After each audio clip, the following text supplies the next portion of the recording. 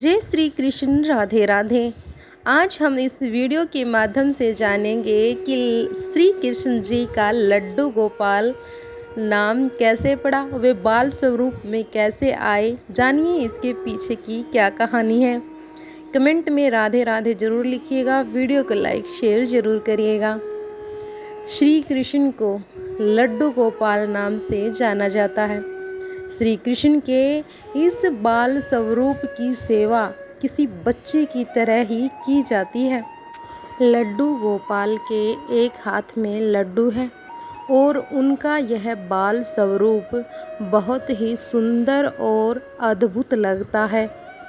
श्री कृष्ण के इस मनमोहक स्वरूप के पीछे एक सच्ची कहानी है।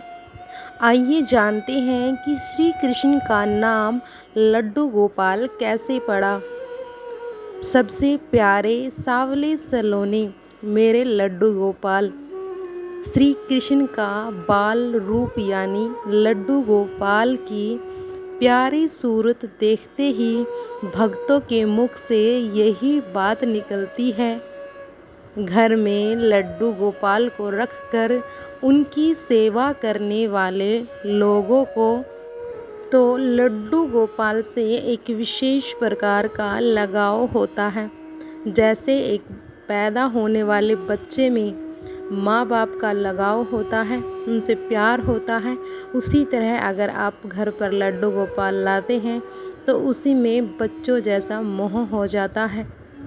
आप भी अगर घर में लड्डू गोपाल को रखकर उनकी सेवा करते हैं तो आपको यह बात ज़रूर पता होनी चाहिए कि भगवान श्री कृष्ण के बाल स्वरूप का नाम लड्डू गोपाल कैसे पड़ा।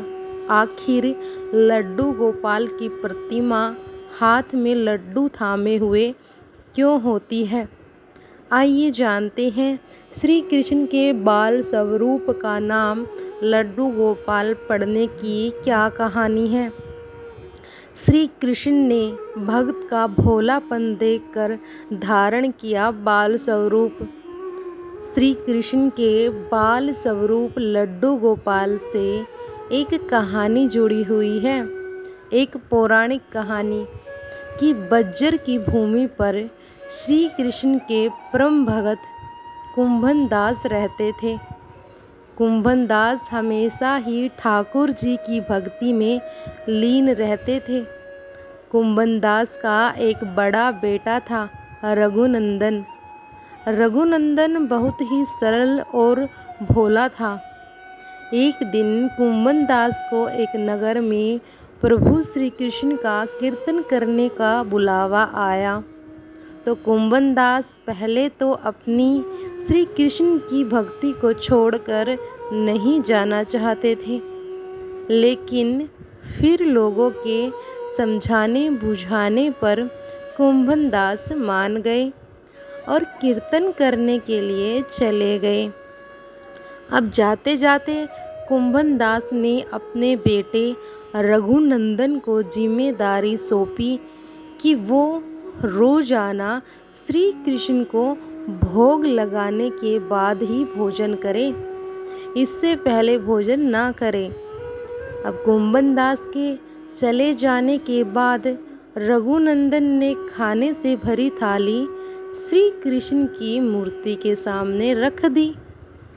और रघुनंदन इतना भोला था कि उसे लगा कि श्री कृष्ण स्वयं अपने हाथों से खाना खाएंगे, लेकिन थाली यूं ही भरी रखी रही।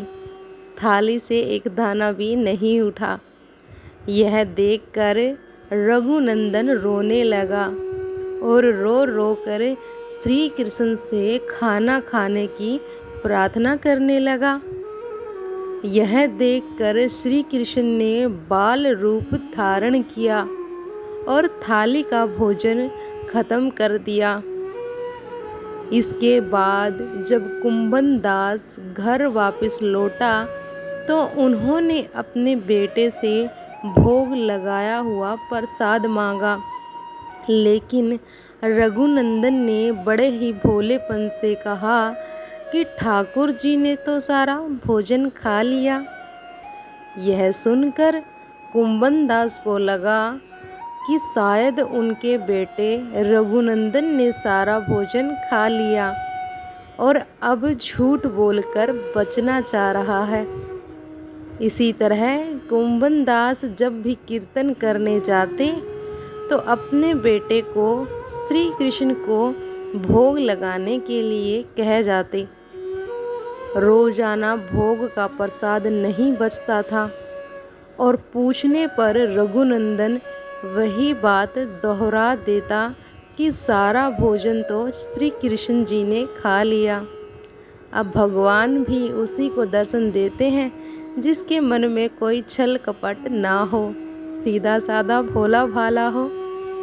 तो इसके बाद एक दिन कुंभन दास ने लड्डू बनाकर भोग की थाली में रखी और बेटे रघुनंदन को भोग लगाने के लिए कहा।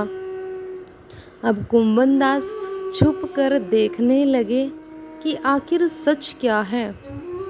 उस दिन भी यही हुआ। रघुनंदन ने श्री कृष्ण को खाना खाने के लिए आमंत्रित किया। अब श्री कृष्ण ने बाल रूप बना लिया फिर से और लड्डू खाने लगा। जब कुंभन दास ने स्वयं श्री कृष्ण को बाल रूप में देखा तो वे दर्शन के लिए दौड़े चले आए और उस समय कृष्ण के एक हाथ में लड्डू और दूसरे हाथ वाला लड्डू मुख में जाने को ही था कि वो एकदम जड़ हो गए।